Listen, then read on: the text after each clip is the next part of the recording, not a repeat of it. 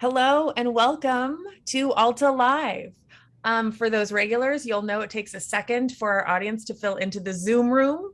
So as that happens, it's my job. I'm Beth Spotswood. I'm Alta Journal's digital editor. I'm the host of Alta Live, and I get to welcome you. Welcome, welcome. If you are here today for a discussion with Colleen Bell, the executive director of the California Film Institute, you are absolutely in the right place.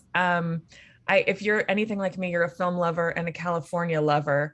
So we're going to have a really fun discussion today.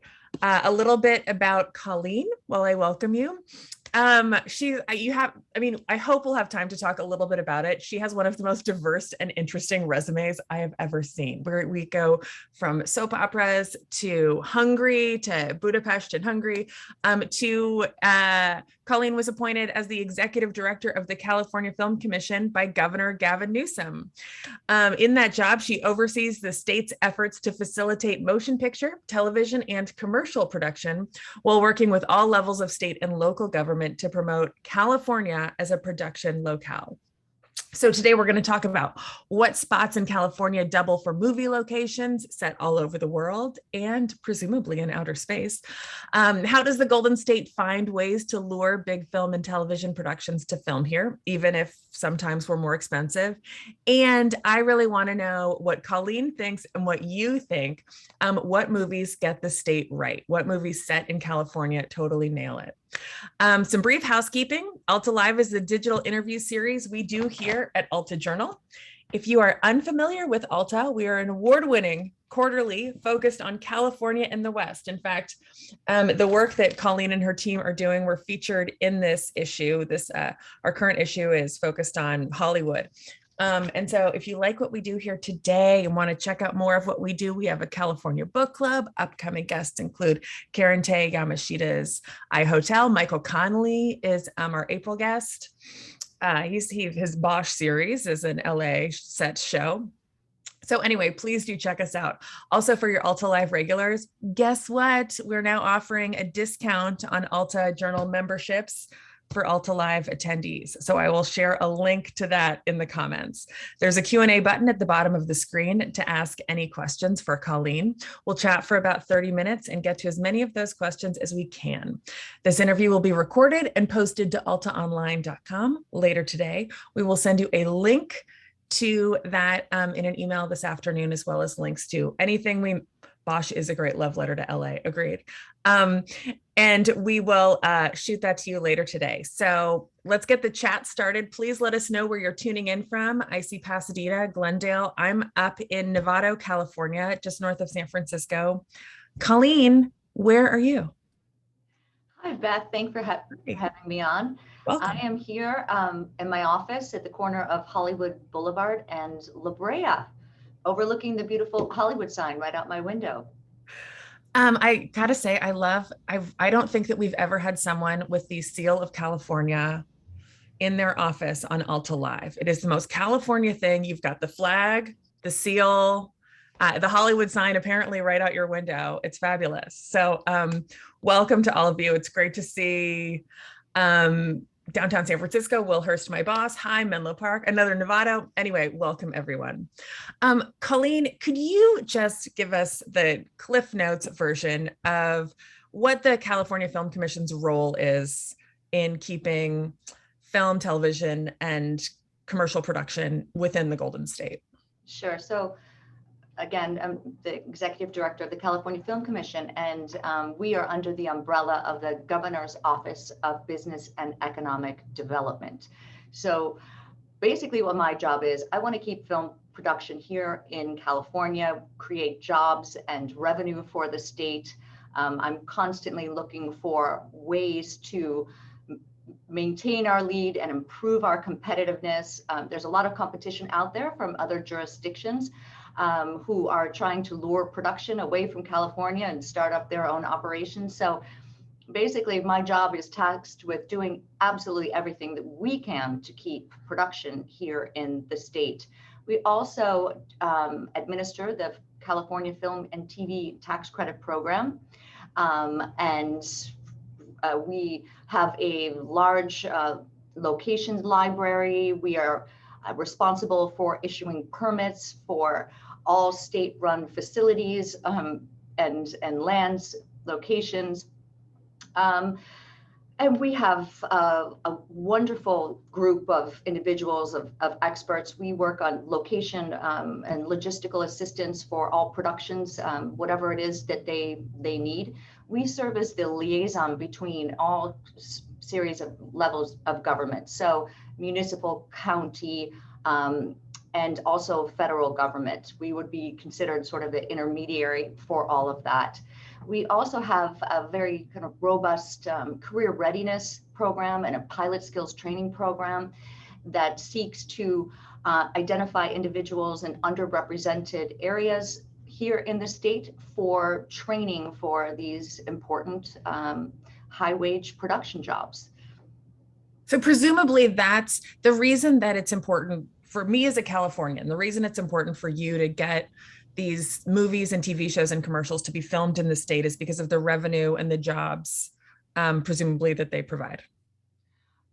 Absolutely. I mean, production is big business, and it is a very big job creator. We want to keep Californians employed, doing the work that they love to do, continue to train those individuals to build that workforce, diversify that workforce, and make sure that we have that depth here, which is a unique asset for California. I continue to hear that compared to other competitive jurisdictions out there, that the talent and depth of our workforce here in California is one of our great assets. Well, we're certainly a destination for the talent that wants to come and make movies and TV shows and commercials. But we're also we're an incredibly expensive state. In fact, we're very famous for it. I don't want to get too in the tax weeds for my own personal taxes, much less the California state ones. But can you kind of what are some of the incentives that are working to bring those productions back, productions that have gone to places like Vancouver or Texas or Arizona or Georgia? How are you bringing them back to California? Right. Well, decision makers who, when they choose to where they want to shoot their film or TV shows, a major contributor to that decision is whether or not they will be able to receive tax credits. And so it's important for us to have this robust tax credit program. And just last July, the legislature voted unanimously to support an expansion of our program, recognizing the need for it. We want to keep our recurring TV shows here, be able to provide them the tax credits that they need. We also wanted to lure more relocating television productions here to the state. And so there is there was an increase in our relocating television fund as well. So that's what we continue to do, recognizing that it's important for our competitiveness to have this tax credit program. And it truly is a win-win. I'm a California taxpayer here. I'm also serve in this capacity. But in terms of the return on investment for California taxpayers, it's a positive one for the state. Can you tell me a little bit about, there's not only kind of these tax incentives that you're working on to bring these productions back, but there's also, I think, a national and international interest in kind of social policies in other states that might not necessarily align with California's traditionally more inclusive policies of California values. Are you finding that production companies are willing to spend a little more or kind of negotiate with you and work with the state to film back here because they disagree with the policies? And if so, I mean, do audiences really care about that? Are they tracking down who's filming in states whose values might not necessarily align with their own and California's? Well, in California, another great value and asset that we do have is the fact that, we double down when it comes to recognizing the positive benefits from our multicultural, multi-ethnic state that we have here. So we continue to recognize that is a great asset for us. And in terms of our policies and everything that goes along with that, decision makers, yes, I do think that people are considering where they are creating their content in what states. I mean, I do hear that in some jurisdictions where there may be, you know, restrictive voting laws, for instance, or other restrictive laws that, you know, they tend to kind of say, okay, well, wait a minute, you know, that doesn't feel right. That doesn't align with our values. Do we want to shoot our project there? Do we want to go to California? So we know that we can't compete dollar for dollar with some of the other tax credit programs out there. We recognize that. But what we can do is continue to level that playing field. And that's exactly what we're trying to do, because we truly believe that we provide the best value when it comes down to it at the end of the day, with our incredible locations, all the equipment, technology, innovation, our facilities, and again, our depth of our workforce, kind of all of that. I'm curious, you mentioned locations, and I'm curious, you know, I think of Hollywood backlots that are designed to look like Western towns or whatever, but I'm sure you are well versed in locations throughout the state that are used for kind of surprisingly diverse, global, if not intergalactic movie sets. Can you reveal some of those to us? Well, sure.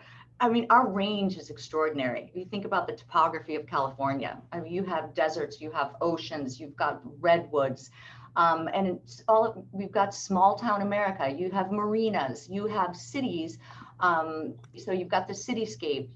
So it's pretty extraordinary. There are some locations that are the obvious ones, but we think that the Garrapatta State Park, for instance, where we don't receive a lot of requests for permits, is something super special, with the Calla Lily Valley that's there and the Garrapatta Beach that's there. And it's important for everybody to know too that all state parks and beaches are film friendly in California. So, you know, there again, some of the more obvious ones, Leo Carrillo, El Matador, and, you know, up in Monterey, etc. But again, we make sure to provide a film friendly environment at all of our state parks and our beaches here in California. So people should go out and explore and figure out, you know, where do they want to shoot. It's endless. Do production designers or the people who are tasked with that going out and finding what might look like a George Lucas set, you know, desert scene, do they come to you and say, okay, Colleen, what's Mars? Like, how do I find, yeah. and you've got a list of potential Mars possibilities? Oh, yes, we do. We have an extensive location library and a wonderful team of experts who are here to assist everyone. Like, you know, it's interesting. You've got Star Wars, for instance. California could serve as two different planets for Star Wars. You have the planet with the redwoods, and then you've got your, you know, planet, you know, it's that in the desert. So it's just, the range is extraordinary. I love how, I mean, it sounds like you're personally invested in this. How do you feel?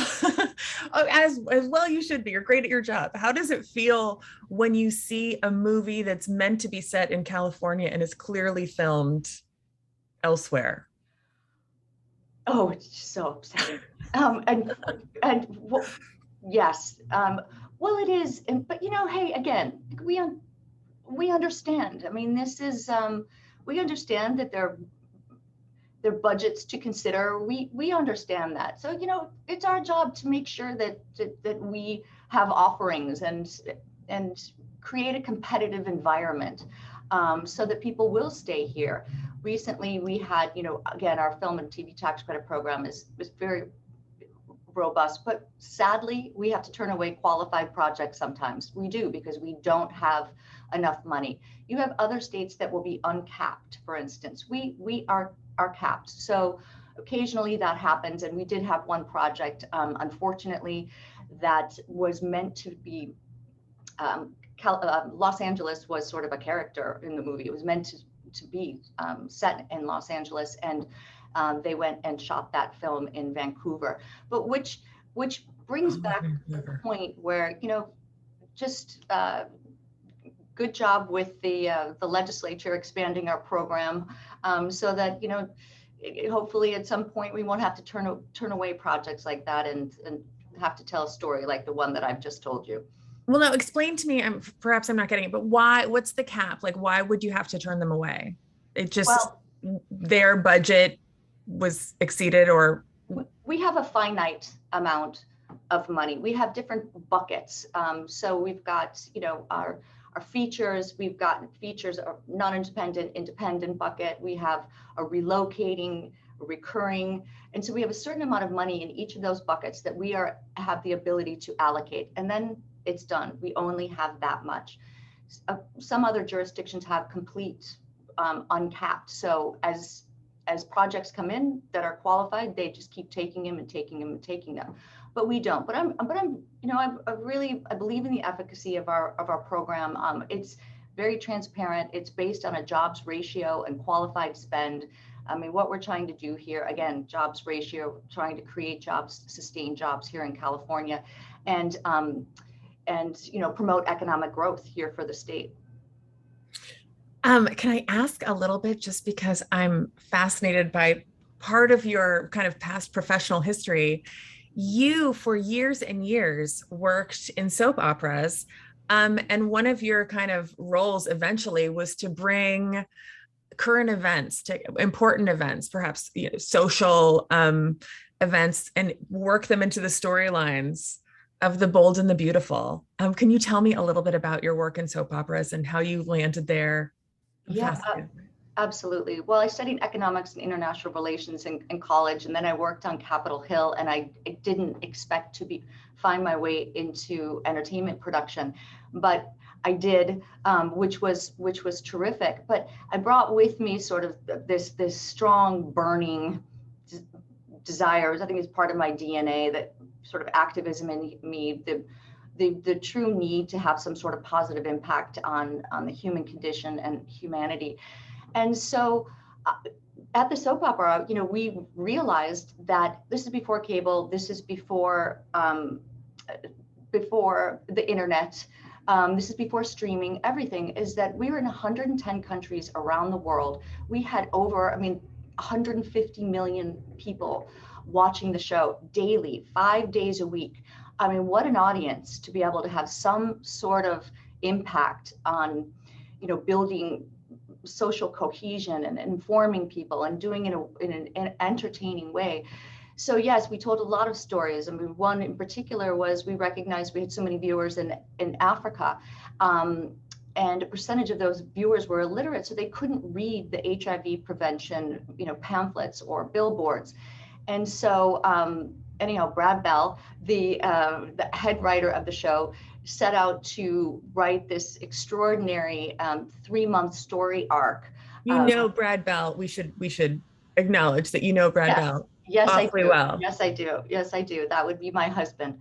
So we worked together, identifying sort of what were some global needs out there where we could help to inform and entertain, and have some sort of positive impact. But we ended up with that particular story receiving awards from the CDC, just being able to educate so many people. And there's so many more stories like that. I'm really so proud of the work that I did while I was there. Brad continues to show run and head write that show and is still doing really wonderful, wonderful work. He did a great story on homelessness. And before I left to go serve as U.S. ambassador to Hungary, we told a story about evidence kits from rape victims that had been backlogged and you know, storage units. And I really think that it was contributor to being able to for our city government to find the funding necessary to process those kits. And so anyhow, we continued to do that. It's wonderful. It's amazing that you'll notice that Colleen very humbly, like casually mentioned that she worked in Hungary for a while. She was actually President Obama appointed her to be I want to get your full title, the U.S. ambassador to Hungary from 2014 to 2017. Yes. And she's come back to kind of run the California Film Commission. So it's it's just what a journey you've been on. And now, of course, I'm going to ask you kind of fun questions about movies. Okay. Colleen, Bell, Executive Director of the California Film Commission, expert on California movies. What movies do you think get California totally right? We've got some in the comments here, some very strong opinions. And folks, please do chime in on your favorite films that really nail the Golden State. Colleen, what are your picks? I love Greta Gerwig's Lady Bird in Sacramento. I spent quite a bit of time in Sacramento in this new position, and I felt like it was kind of a love letter to Sacramento. La La Land was just extraordinary. I mean, so special.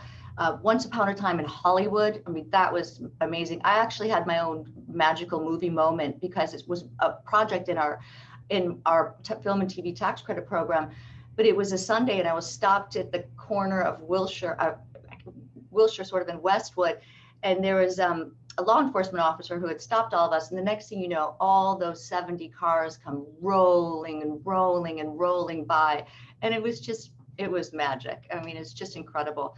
I think, what else? I mean, I just thought there's so many other films that have been shot here, but I would say those would be kind of some of my top favorites. Some of the shout outs we're getting in the comments include Harold and Maude. Harold and Maude was filmed in California. Invasion of the Body Snatchers, Dirty Harry. These are very NorCal ones. LA Confidential. Yeah. Yes. Oh, yeah. Yes. Oh, lady. A lot of lady. Oh, Clueless. I feel like really nails California. Oh, I have another one for you. And you guys, I love the fact that everybody's throwing these in the chats too. Licorice Pizza. I mean, if you haven't seen Licorice Pizza yet, that is a project in our program too. It's just phenomenal. It's such a great movie, and set over there in San Fernando Valley. Oh, it's really great. So when you say that a production like Quentin Tarantino's Hollywood movie, I haven't seen it because I'm worried it's too violent. I don't think I'll be able to handle it. I know it won lots of awards. That's taken advantage of your program. That means that the producers of that film or whomever were able to work with you to kind of manage those tax credits, make the production of the film happen in California, in LA, I guess, specifically. Were they considering other places? Did you have to talk them into it? They were recipients of our film and TV tax credit program. Exactly. Were they considering other? I have to believe, but it's possible. But what I do continue to hear is people want to be here. They want to shoot here. Decision makers want to be here. Talent wants to be here. Crew wants to be here. They want to be in California. I continue to hear that. So the people you're meeting with in your office with the seal of California and this, like, you're perfectly appointed. I love your office, Colleen. I just have to admit, I'm very jealous. Your meeting desk behind you with the foliage. Is it producers? Is it location scouts? Who are the people that it's your job to kind of connect with? Is it the director? Is it Brad Pitt? Like, who do you get to meet with? Oh my goodness. Well, a wide range, I will say, and a wide range. And, I should mention too, I have a wonderful deputy director of our film and TV tax credit program, Nancy Ray Stone. So we've got a wonderful team here. Recently, I've been meeting with a lot of individuals who are considering building sound stages and studios here. So kind of talking to them through some part of that process, letting them know about our new program that we're launching, which incentivizes the renovation and new construction of sound stages. Projects on those sound stages will receive, once they're certified by the California Film Commission, will receive a tax credit. So talking a bit about that, recognizing that, again, our competitiveness. There has not been enough vacancy for sound stages and studios. So there is a movement to kind of build that out. And I do think of those legacy lots that are here, that have been here for, almost a century. But those, continue to pay dividends for generations and generations. And so we want to continue to build that out, build out our clusters, create new clusters, and really have the bricks and mortar that sort of anchors those clusters. There's been, it seems like in the past few years, there's been a number of movies, big movies, shot up here in the San Francisco Bay Area, which for us in the Bay Area is a very big deal. There's been celebrities in town. It's nerdily exciting to us. Do you find cities like San Francisco, like San Diego, where the iconic Top Gun was filmed partially, um, are welcoming of that? They want that. I mean, there's also the inconvenience of it. They had to shut down downtown San Francisco for parts of The Matrix and similar big action movies like that. So, What's it like working with the bureaucracy of each big city or little well, city? I it's there's such a positive economic um, effect on all of the ancillary businesses that support entertainment production too. All of the small businesses. We're talking restaurants, hotels, spas, hair care, coffee shops, everything. And so up and down the state, we have a wonderful network of film commissions that we work with. Everybody's working to kind of promote film-friendly policies, and really, it's a big part of my job too, just to make sure to continue to share the story of the film production and who does it benefit. Well, it's a lot of small businesses benefit from film production here too. So just being able to connect the dots on that. Maybe you had to wait a little bit longer, to get down the freeway. Oh, it's not good. We do the best we can, to mitigate any sort of disruption or discomfort. Occasionally that does happen, but I hope that people will be able to have a shift in their mind and say, you know what, this is great. People are working. They're putting paychecks in their pocket, doing what they love to do. It's great for the state. And, Film LA does a terrific job with their community relations here. They're wonderful with that. So I would say overall, people want filming. We want to continue to disperse opportunity up and down the state. We have a high concentration of production here in the Los Angeles area, and so does up in the Bay Area. But we want more cities to have the positive economic benefit of having production in their communities. Jim asks, is an incentive the incentive of after the fact film tourism popular with any other cities? I mean, is that something that you use as a selling point?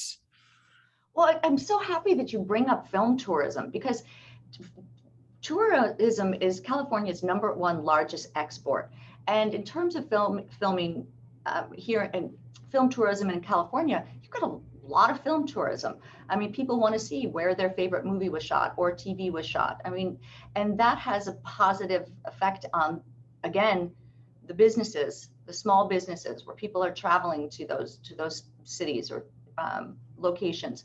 So it's significant, and it's a very important piece of all of this. And I do usually say, and hey, we don't talk as much as we should about the fact that film production here in the state really helps to increase tourism here in the state too.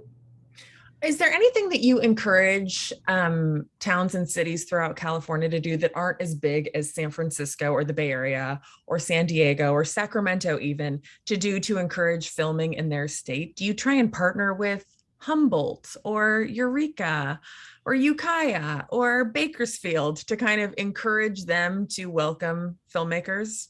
Oh, absolutely. So there's the FLICS, which is the Film Liaisons in California. So we have all of these film offices up and down the state, and we work very, very closely with them. And they're run by a lot of experienced and effective commissioners who are terrific. So yes. Adam asks, and again, we're running out of time, folks, but if you do have questions, please pop them into the Q&A. Kind of touching on what we spoke about earlier, but how do you feel about La Brea, which I assume is supposed to be set in California, being shot in Australia? Do other places like Australia or Vancouver, I know Vancouver is just try and pitch themselves as California? Are they saying to film production company, while you're trying to welcome people into California, are there other film commissioners throughout the country that are trying to woo people to them as California shooting locations? How competitive is it? Oh, the competition is so fierce. I mean, it just is. No question about it. But again, we in California do the same thing. Hey, we can double for Georgia. You know, we can double for Can we double for Georgia? The Middle East, for instance. I mean, Egypt is launching this big new well, they do have a big full service production facility there. And so, but again, you know, we do the same here too. So it's, you know, it's really looking at like soup to nuts, kind of how can we keep productions here? How do we continue to improve our competitiveness? And that's exactly what we need to do. And we are doing, frankly, we're investing in our lead, and we're in a good position right now. Kathy asks, you want more production, no question. Kathy asks, why is Georgia so popular over California? Which is a great question. I didn't know people were filming a lot in Georgia. Yes, Georgia, people, there is quite a bit of filming in Georgia, no question. So they offered very enticing tax credits initially, well, and they still do, which are uncapped tax credits, and they provide tax credits for above the line. We in California provide only a below the line. So with that enticing tax credit, they built out a cluster of support services and production facilities and et cetera. So you do, I mean, Georgia is one of our big competitors. But again, I'll go back to what makes us unique is, you know, and even during the pandemic too, was the depth of our workforce. So when you have somebody out, there's somebody else who can come in and serve in that position. And also the fact that our equipment, for instance, you know, you've got I'm not suggesting this is Georgia at all, but you've got one crane, you know, in the country or the city where you're filming, that crane breaks down. Here in California, we, you know, obviously have backup for all of that, and time is money on set. So that's it is sort of contributes to sort of our uniqueness and one of our great values here in California. Would you consider us an industry state? Is California in a way a bit defined by our association with filmmaking and TV? I think it's a great legacy for us. There's no question about it. It's something that we should celebrate, film and television production here in the state. But we're a very diversified economy. And so we have to recognize all of the other sectors that are here and that are thriving in the state of California. We're just all in it to win it. So we're golden, like an Oscar, like a Globe. Yeah, exactly. With that, I am so grateful to you, Colleen, and to your team at the California Film Commission. You've been so nice and generous and kind of helping us put this together, helping you be a part of Robert Ito's article, which is in the current issue. We will share that with everyone in an email later today, along with a recording of this interview. I'm so grateful to everyone who joined us. Don't forget, please join us next week. We will welcome Bethany C. Morrow, an author of a new book, Cherish Farah. She's going to join us to discuss that. I'm going to send all of you a link. You get 25% off a membership to Alta, a free tote bag, and a free book just for knowing about Alta Live. I'm going to shoot you that link as well. It's an amazing deal. And with that, Colleen Bell, you are very fascinating and cool. And I think that you are a wonderful ambassador, not only for your former work in on representing America to Hungary, but now representing California to filmmakers. So thank you. Thank you so much, Beth. Take care, everyone. Bye.